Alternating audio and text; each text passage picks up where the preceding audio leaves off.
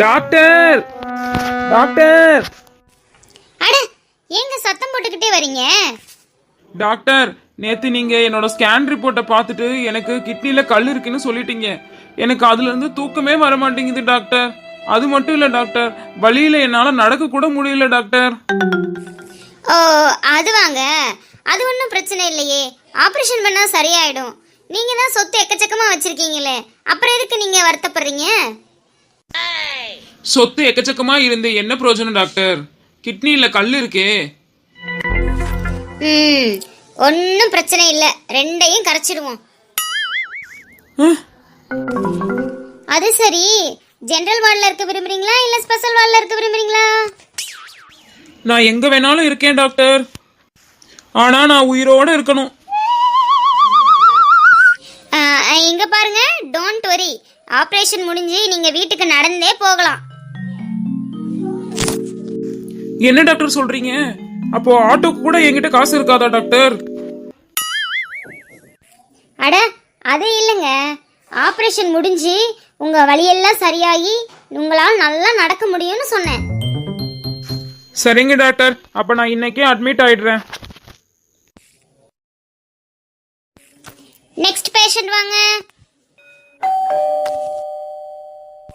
சொல்லுங்க, உங்களுக்கு என்ன பிரச்சனை?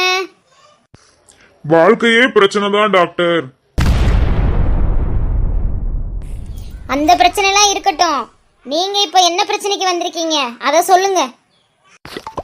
டாக்டர், வாழ்க்கையில விழுந்து எழுந்திருக்கிறதை விட காலையில 6 மணிக்கு தூக்கத்துல இருந்து எழுந்திருக்கிறது தான் டாக்டர் ரொம்ப கஷ்டமா இருக்கு.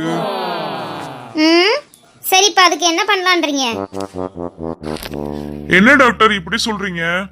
தூங்குறதுக்கு தூக்க மாத்திரைன்னு ஒண்ணு இருக்குல்ல, அதே மாதிரி எழுந்திருக்கிறதுக்கு எழுந்திரி மாத்திரைன்னு ஒண்ணு இருக்கும்ல, அந்த மாத்திரை எனக்கு கொடுங்க டாக்டர்.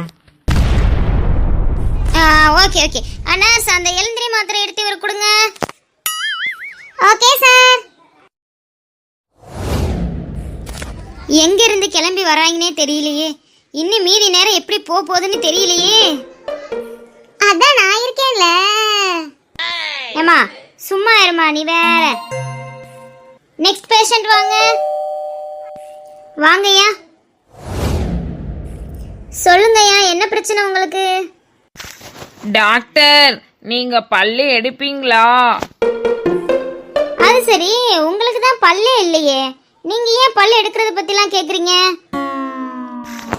சொல்லுங்க டாக்டர், பல்லு எடுப்பீங்களா? பல்லு எடுப்பேன்னு சொல்லி இந்த கிழவன்ட்ட காசு பிடிங்கிட வேண்டியதுதான். இங்க பாருங்க ஐயா, கண்டிப்பா பல்லு எடுப்பேன். ஒரு பல்லுக்கு 100 ரூபா. சந்தோஷம் டாக்டர். அப்ப இந்த கவர்ல 4 பல்லு இருக்கு, எடுத்துக்கிட்டு 400 ரூபாய் கொடுங்க டாக்டர். இவங்களையும் வச்சுக்கிட்டு நான் எப்படி காசு சம்பாதிக்க போறேனே தெரியலையே. அதான் நான் இருக்கேன்ல. இங்க பாருமா, சும்மா இருமா, நீ வேற கடுப்பேத்திக்கிட்டு. நெக்ஸ்ட் பேஷண்ட் வாங்க. வாமா, என்னம்மா பிரச்சனை? போன தடவை வெயிட்டை குறைக்கணும்னு வந்தல்லம்மா நீ. நான் சொன்ன டிப்ஸ் எல்லாம் ஃபாலோ பண்ணிட்டு இருக்கியாமா? ஆமா டாக்டர், நீங்க சொன்ன மாதிரி தினமும் அல்வா சாப்பிட்றேன் டாக்டர். ஆனா தொப்பதான் குறையவே மாட்டேங்குது. அட நாசமா போச்சு. என்ன டாக்டர் சொல்றீங்க? நான் சொன்னது அல்வா இல்லம்மா, அளவா சாப்பிடுன்னு சொன்னேன். Oh no. நெக்ஸ்ட் பேஷண்ட் வாங்க. வாப்பா. சொல்லுப்பா, என்னப்பா பிரச்சனை உனக்கு? டாக்டர், எனக்கு அடிக்கடி உடம்பு சரியில்லாம போயிருது டாக்டர். தலைவலி, காய்ச்சல் இந்த மாதிரி அடிக்கடி வந்துகிட்டே இருக்கு டாக்டர். ஏன்பா, நல்லா படிச்சிருக்க, நல்ல ஒரு வேலைக்கு போய் நல்ல ஹெல்த்தியான சாப்பாடுலாம் சாப்பிட வேண்டியது தானே? வாஸ்தவம் தான் டாக்டர், நானும் டிகிரிலாம் படிச்சு ஏழை மக்களெல்லாம் காப்பாற்றலான்லாம் நினைச்சிருந்தேன். ஆனா படிச்சதுக்கு அப்புறம் தான் தெரியுது என்ன காப்பாத்திக்கிறதே கஷ்டம்னு. நெக்ஸ்ட் பேஷண்ட் வாங்க. நெக்ஸ்ட் பேஷண்ட் வாங்க.